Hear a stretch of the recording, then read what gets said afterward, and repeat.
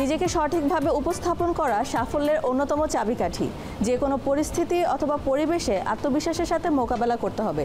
এতে আপনাদের ব্যক্তিত্ব আরও সুন্দরভাবে ফুটে উঠবে এবং এইসব বিষয়ে অবশ্যই জ্ঞান রাখতে হবে।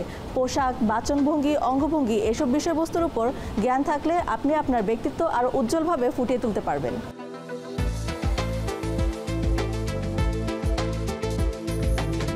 জেনজিরা আছেন যারা নতুনভাবে ইন্ডাস্ট্রিতে কাজ করতে চাচ্ছেন, সেই ক্ষেত্রে আমাদের সাজেশন সবসময় থাকে তাদের কাছে বি কনফিডেন্ট।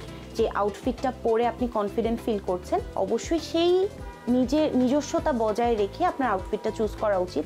অনেকে আছেন যে খুব ডিফারেন্ট লুক ক্যারি করার জন্য হয়তো শুরুর দিকেই, তার ক্যারিয়ারের শুরুর দিকেই খুব আলাদা আলাদা লুক নিতে গিয়ে সে কনফিডেন্ট ফিল করছে না, সে একটু লো ফিল করছে। সো আমরা চাই একটা মানুষের একটা মেয়ের স্পেশালি সব থেকে বড় সৌন্দর্যের জায়গা হচ্ছে তার আত্মবিশ্বাস, এবং তার আত্মবিশ্বাসের জায়গা থেকে আমরা সবসময় সাজেস্ট করি যেই পোশাকটা পরে সে স্বাচ্ছন্দ্য বোধ করছে, যেই পোশাকটা পরে সে কমফোর্ট ফিল করছে, সেটাই যেন সে তার প্রায়োরিটি লিস্টে রাখে।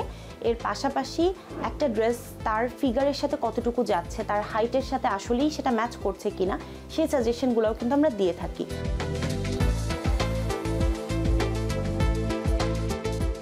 এক একজন ব্যক্তিত্বের শারীরিক গঠন ব্যতিক্রম হয়, তাদের পার্সোনালিটির ব্যতিক্রম হয়, তাদের স্কিন টোন, তাদের বডি পশ্চার সব কিছু কিন্তু আলাদা হয়।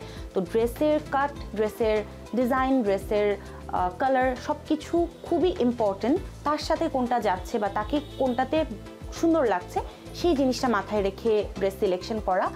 আমরা আনজারা থেকে সবসময় চেষ্টা করি যারা মিডিয়াতে কাজ করার জন্য আগ্রহী বা আনজারার কোনো একটা পোশাক পরে মিডিয়ার সামনে আসছে, তার পোশাকের পুঙ্খানুপুঙ্খভাবে আমরা চেষ্টা করি পারফেকশন।